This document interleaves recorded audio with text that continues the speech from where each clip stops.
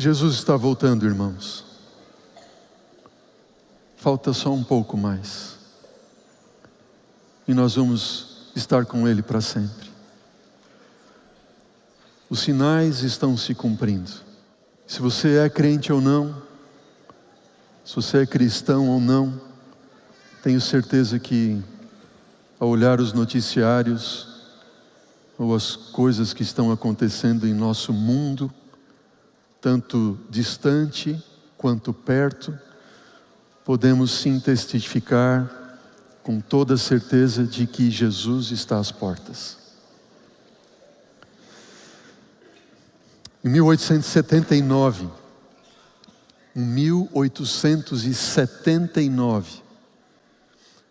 quando o movimento adventista do sétimo dia era ainda jovenzinho na sua história,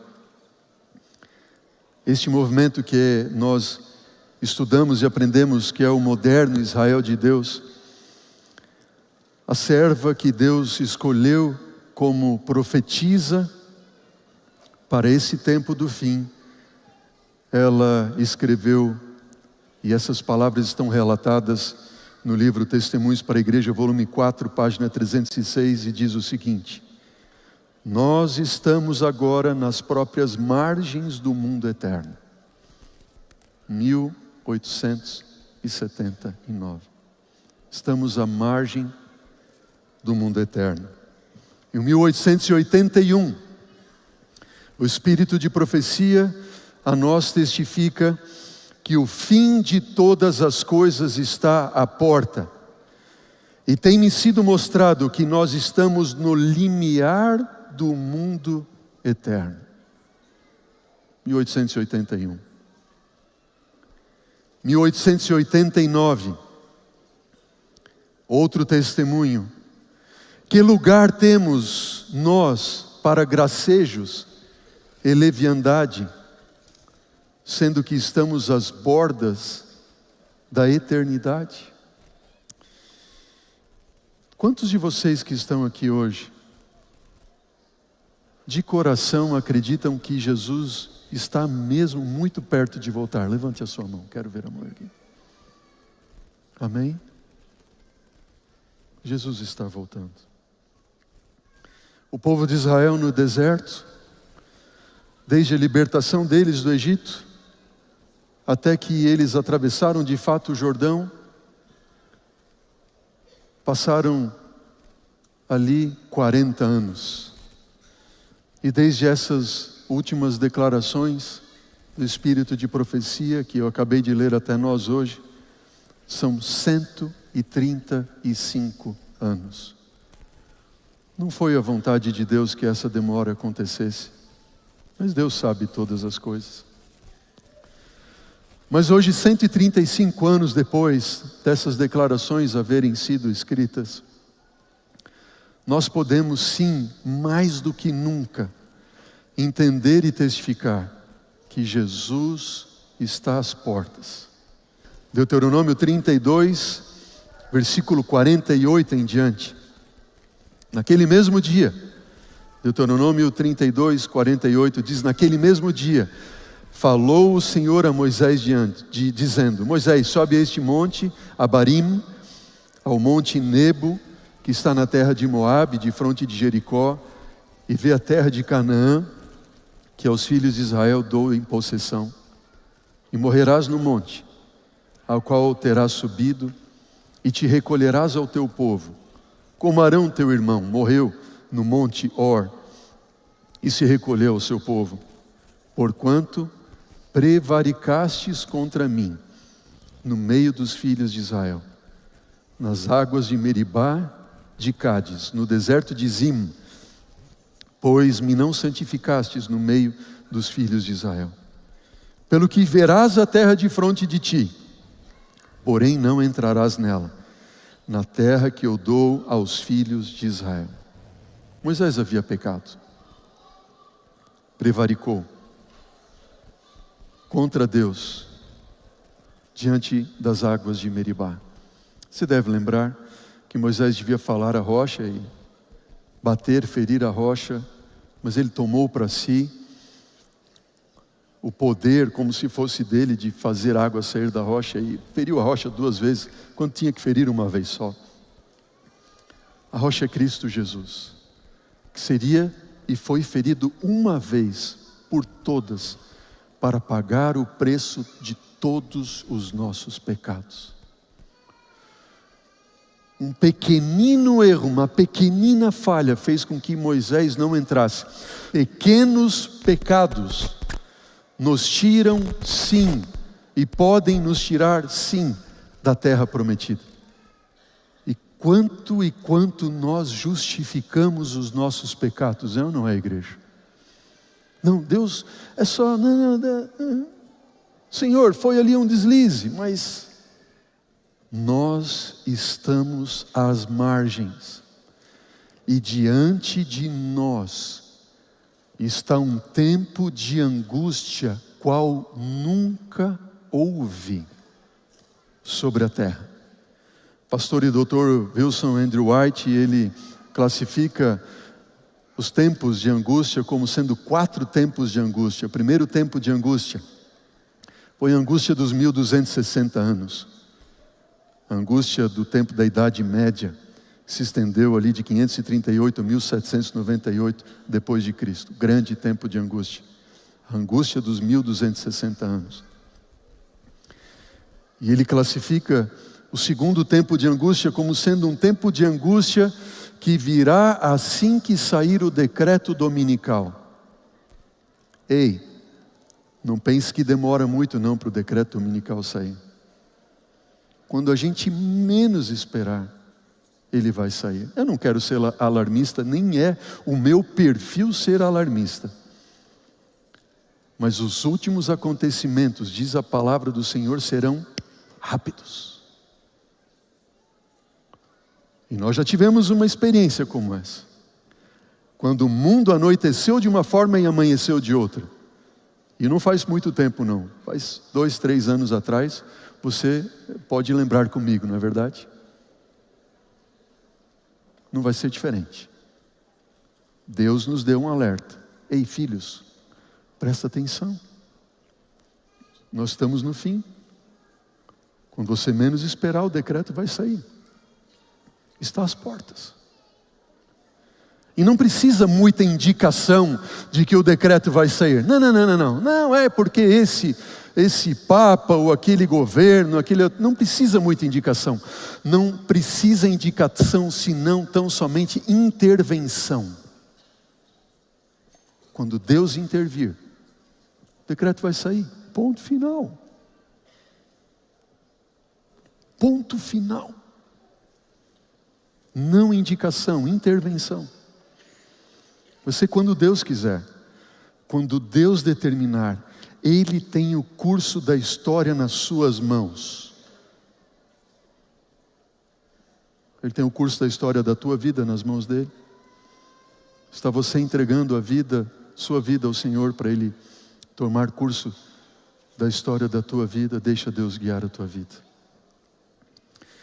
Pequeno tempo de angústia será quando sairá o decreto dominical, e desde o decreto dominical até o fechamento da porta da graça, que nós não sabemos quando ocorrerá, ali haverá um pequeno tempo de angústia, quando aqueles que levantarem a bandeira da lei do sábado do Senhor, e que já tem levantado, não um levantar de uma bandeira, como sendo um determinismo divino, não, mas como sendo uma demonstração do amor, da graça e da submissão a um Deus criador e redentor. Quando esse decreto sair, seremos perseguidos. Diz o Espírito de Profecia, livro Primeiros Escritos, página 33, e ao início do tempo de angústia, fomos cheios do Espírito Santo ao sairmos para proclamar o sábado mais amplamente. Vi que Deus tinha filhos que não reconheciam o sábado e não o guardavam. Eles não haviam rejeitado a luz sobre esse ponto. E ao início do tempo de angústia, fomos cheios do Espírito Santo ao sairmos para proclamar o sábado mais amplamente. E dentro desse tempo de angústia, então, quando vier o fechamento da porta da graça, quando Deus disser, continue o justo a justificar-se, o santo a santificar-se e o injusto a fazer injustiça e a continuar se prostituindo, quando esse tempo chegar, e nós não sabemos quando isso acontecerá, então vai se despertar dois momentos de angústia para grupos distintos. Primeiro grande momento de angústia do fechamento da porta da graça, e o pastor Andrew White, ele denomina isso como sendo a grande angústia. Um tempo de angústia, como diz a palavra do Senhor, qual nunca houve sobre a terra. Nunca houve. Nunca. Você pega o pior momento de angústia, Walter, da história da humanidade, e vê tudo o que aconteceu, tem acontecido, Primeira Guerra, Segunda Guerra, a grande angústia dos 1260 anos, nada se compara a esse tempo de angústia que está diante de nós, com o fechamento da porta da graça. E aí, essa grande angústia que o pastor Andrew White chama, diz, muitos serão levados a repousar antes que a prova de fogo do tempo de tribulação venha sobre o nosso mundo. Muitos vão repousar. Junto com esse tempo de angústia, vem o tempo de angústia de Jacó para o povo do Senhor. E assim como Jacó, o povo do Senhor vai ter medo de serem mortos, porque sairá um decreto de morte e não saberão se os seus pecados estarão completamente perdoados. Então eles terão medo de que seus pecados não foram perdoados, medo de não terem se arrependido de todo pecado, medo de desonrar o nome de Deus ou de ter desonrado o nome de Deus. E no livro Grande Conflito encontramos essa citação que diz, Deus enviará seus anjos para animar e proteger o seu povo, amém? No tempo de perigo, os assaltos de Satanás são cruéis e decididos, seus enganos terríveis, mas os olhos do Senhor estão sobre o seu povo, e seu ouvido escuta-lhes os clamores. Guarda isso, querida igreja. Aqueles que de nós estivermos de pé nesse tempo de angústia,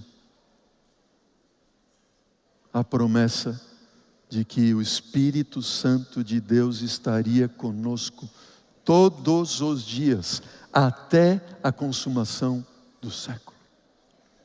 Promessa de Cristo Jesus. Amém?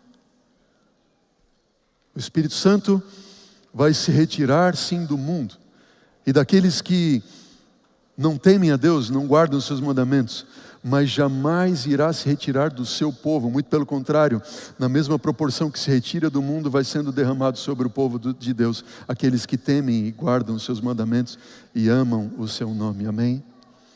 E Ele vai estar com os seus até a consumação dos séculos. E aí vem a pergunta, como e o que eu tenho que fazer para permanecer de pé durante esse tempo de angústia que está diante de nós? Nós estamos diante, queridos, de 4 grupos de pessoas. 4 grupos de pessoas. Pelo menos que eu encontro. Talvez você encontre outros grupos. Pode aumentar a lista. Mas só há um meio de nós permanecermos de pé. No fim dos tempos, no tempo em que nós estamos vivendo. E é nós termos discernimento e equilíbrio,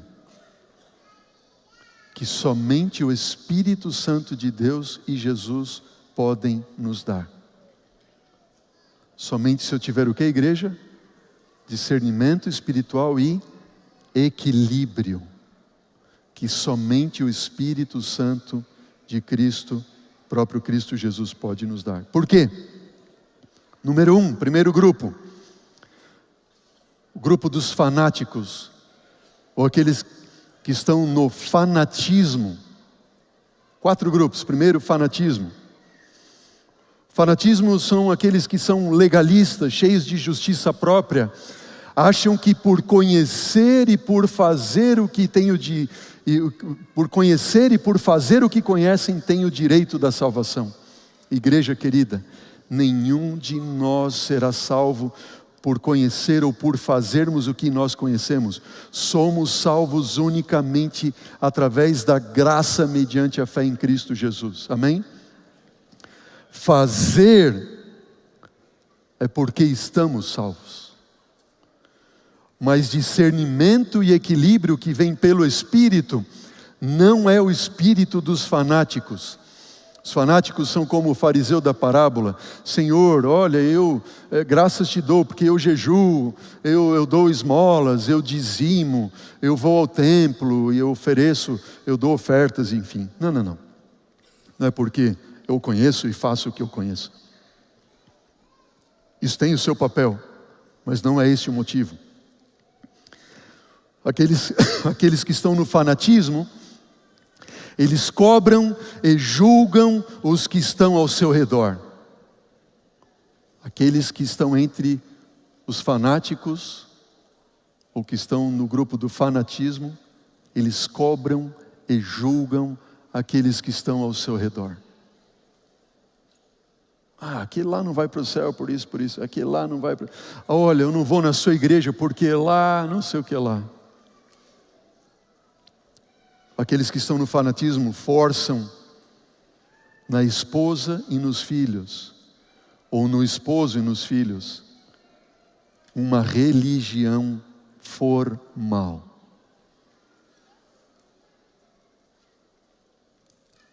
Vá se identificando. Não, porque na minha casa tem que ser assim, tem que ser desse jeito. Não, porque Deus, isso, aquilo outro, como é que você faz isso? Não, porque a gente tem que isso, a gente tem que aquilo outro, a gente tem que... Veja, mesmo que nós tenhamos, não é o que eu sei ou porque eu sei, mas porque eu faço o que eu faço. Qual é a motivação? Eu posso ser pastor, eu posso guardar o sábado, eu posso ser pregador, eu posso dar estudo bíblico, eu posso tudo, e ainda assim estar perdido. Eu posso colocar o dedo em riste e dizer assim, não, porque você vai se perder por isso, por aquilo. Não.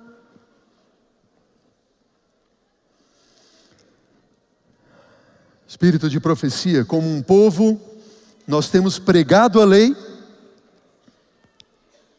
Triste essa declaração que declara que o povo de Deus, como muitos entre os fanáticos, como um povo nós temos pregado a lei, até nos tornamos tão secos como os montes de Gilboa, que não tinham nem chuva e nem sereno.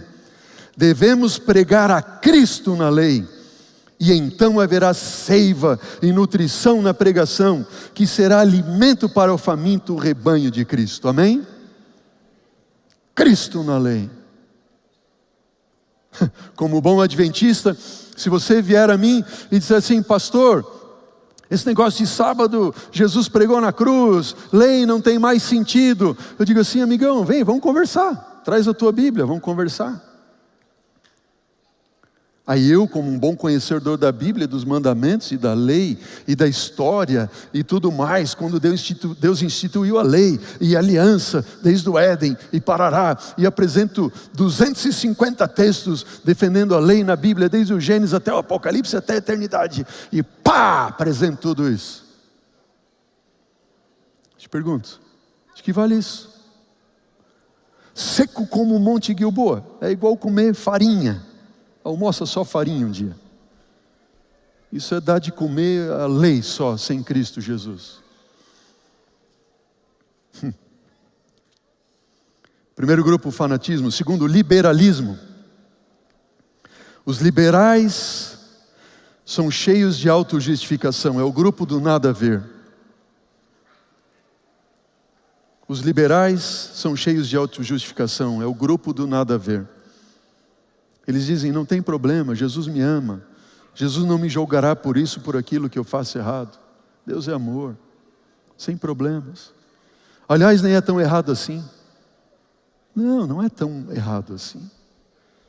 Que mal tem eu ir a um pub com os meus amigos, ou ir a um show de um cantor que eu gosto? Que mal tem, não tem problema. Liberalismo. Fanatismo, liberalismo. Outros dois últimos grupos. Indiferentismo. Já ouviu falar nisso, nesse grupo? indiferentismo. É o grupo dos indiferentes. Estão nem aí. E o último grupo é o grupo do cristianismo. E eu não estou dizendo aqui cristianismo como fazer parte de uma igreja, de uma religião, eu sou cristão, não é nada disso. Estou falando de cristianismo verdadeiro. Ser cristão, andar com Cristo. Ter Jesus como seu maior e melhor amigo. Cristianismo verdadeiro é permitir e confiar que os méritos de Cristo apagam os meus pecados e permitir que Ele me transforme completamente. Cristianismo verdadeiro. Somente verdadeiros cristãos serão libertos do fanatismo, do liberalismo e do indiferentismo. E terão discernimento e equilíbrio para ficarem de pé no grande dia do Senhor. Querida igreja, ser cristão de fato, de verdade, não é conhecer as leis, faz parte. Não é conhecer do sábado, faz parte. Não é saber das profecias, faz parte. Mas cristianismo verdadeiro é reconhecer a Jesus como o seu Salvador e Senhor. Salvador e Senhor. Amém? Estamos no tempo do fim da história desse mundo, querida igreja. Olhemos para as maravilhas que Deus tem feito e para a forma como Ele nos guiou desde o passado até hoje. Amém? Essa é a história do seu povo. Sigamos as orientações de Deus deixadas em sua palavra. Firmemos nossos pés nas crenças fundamentais e instintivas deste movimento profético do moderno Israel, como o santuário, a lei, o sábado, a imortalidade condicional da alma, o dom profético, a reforma de saúde, a volta de Jesus. Confiemos na palavra e guia profética para os últimos dias da história desse mundo. Não rejeitemos o espírito da profecia manifestado na vida e obra de Ellen White. Sigamos juntos, confiados nos méritos de Cristo a nosso favor, desenvolvendo dia a dia mais companheirismo com Jesus, amizade com Ele. Entreguemos a Ele o nosso coração diariamente, por completo, e deixemos que Ele faça a sua obra em nós, reconhecendo que Ele é o nosso único Salvador e Senhor. Por último, rejeitemos o mundo e as coisas que há no mundo. Rejeitar o mundo, querida igreja, e as coisas que tem nesse mundo. Porque se não for assim, o amor do Pai não vai estar em nós. Quando Paulo escreveu aos Hebreus, e aqui eu termino a meditação de hoje, a mensagem de hoje, ele diz: hoje, se ouvirdes a sua voz, não endureçais o vosso coração, como foi lá em Massá, Meribá, como foi com os nossos pais, por 40 anos andaram no deserto. Tende cuidado, irmãos. Paulo diz: jamais aconteça haver em qualquer de vós perverso coração de incredulidade que vos afaste do Deus vivo. O Espírito de profecia diz que a incredulidade é o mundanismo. Como está a sua vida hoje? Quão mundano tem sido você? Quão mundano tem sido eu? É a falta de consagração e contenda entre o povo do Senhor que nos tem conservado neste mundo de pecado e dor por tantos e tantos anos. Querida igreja, Deuteronômio, se você ficou com a Bíblia aberta, no capítulo 30, versículo 11 em diante diz: porque este mandamento que hoje te ordeno, leia Deuteronômio 30, versículo 11 em diante. E essa não é uma palavra minha, igreja, receba como sendo a palavra de Deus. Jovens, recebam como sendo a palavra de Deus. Crianças, recebam como a palavra de Deus. Juvenis, adolescentes, casais, idosos da nossa igreja, solteiros, solteiras, não importa. Palavra de Deus para você e para mim. Porque esse mandamento que hoje te ordeno não é demasiado difícil, nem está longe de ti. Palavra do Senhor. Não está longe. Porque Ele disse que faria obra em nós. Amém? Não está nos céus para que você diga: quem subirá para os céus para que nos traga e nos faça ouvir, para que cumpramos? Não, não, não. Nem está além do mar para dizeres: quem passará por nós além do mar para que nos traga e nos faça ouvir, para que o cumpramos? Pois essas palavras estão muito perto de ti, na tua boca e no teu coração. Jesus te ama apaixonadamente. Ele morreu por ti.